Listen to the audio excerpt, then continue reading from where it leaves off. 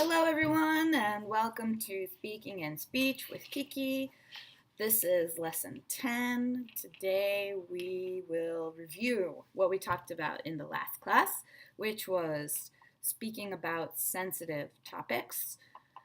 Remember, always think about where you are when you start one of these conversations. If you're at a movie, you shouldn't be talking. Joke. All right, what I mean is if you're at a reception and you have 5 minutes before the meeting starts, not a great time to start talking about racism. Just not a great time. Sensitive personal topics should be talked about when you're meeting somebody in a more relaxed situation, not a business situation. And remember that if you're talking to people about their sensitive topics, you should be willing to share your own sensitive topics.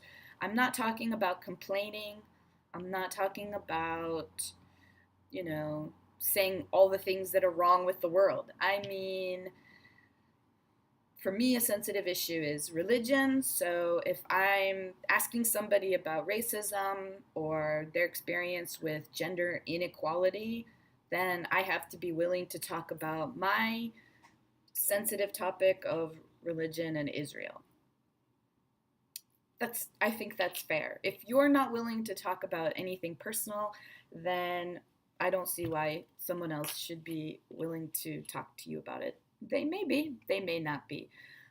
Remember, they may be willing to talk to you, expecting you to then answer some of their questions about your culture and the people around you.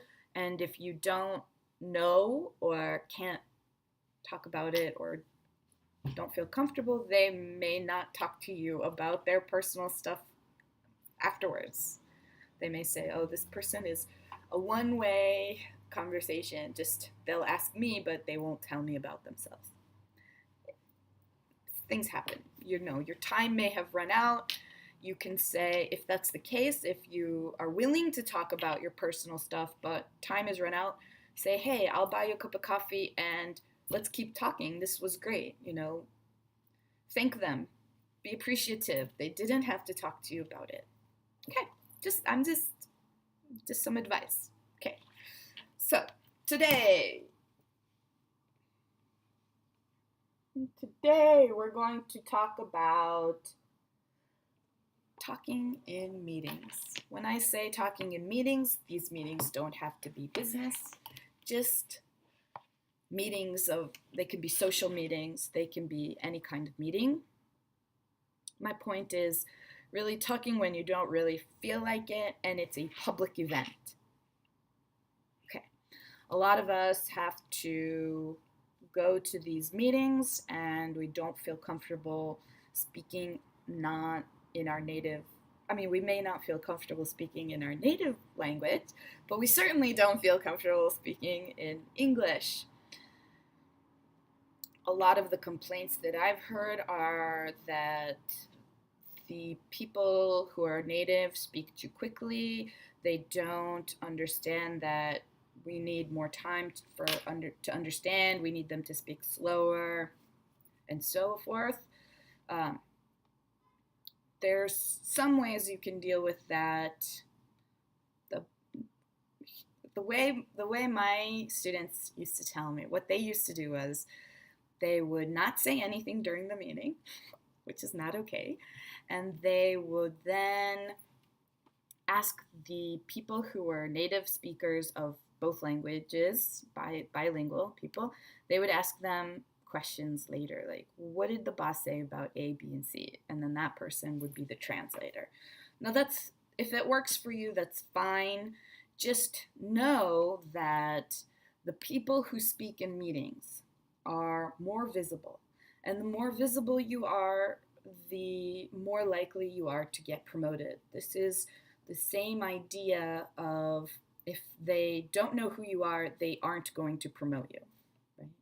But if they know who you are, if they see you, if you're their participating and giving opinions and trying, then they're more likely to say, I want to work with that person.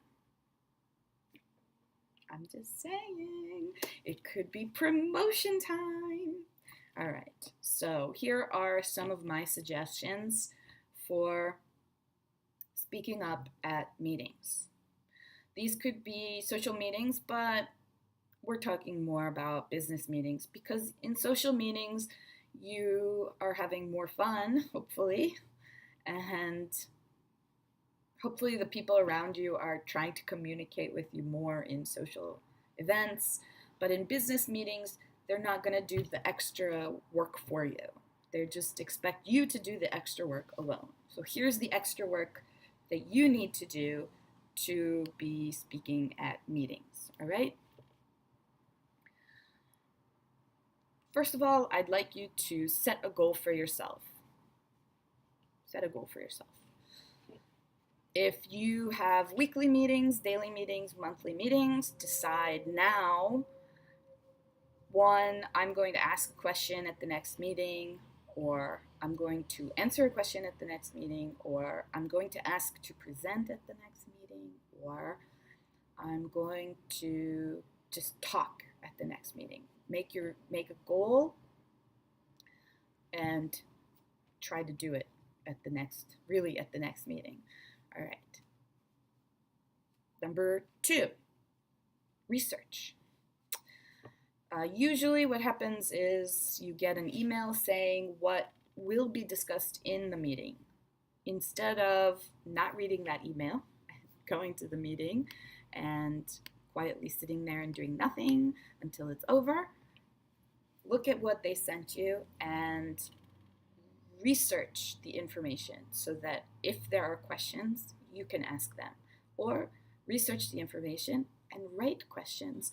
I cannot stress this enough. In Korea, asking questions is a big no-no. But in Western culture, asking questions is so valuable.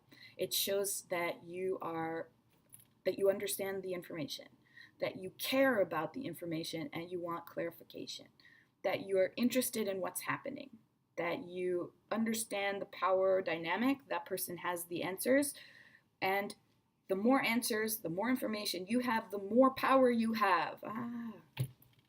Okay. Answer a question. To do that, you need to do the research. If you do the research, you will be able to ask questions, which makes you present at the meeting. You'll be able to answer questions, which will make you present at the meeting. And you talking at the meeting is wonderful. Okay. Use what you know. What do I mean by use what you know? If you are young, you may feel uncomfortable speaking at meetings. Use the fact that you are young. Add to the conversation by saying, I've noticed that young people like A, B, and C, so I think we should add that to our program. Depends what kind of meeting it is, right? But I'm in the engineering department, and I've noticed that the engineers appreciate A, B, and C, so we should consider that as part of this package.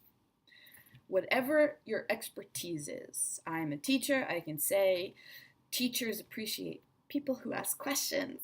I know this to be a fact, and hopefully because I'm a teacher, you will listen to me and you will follow my advice about questions.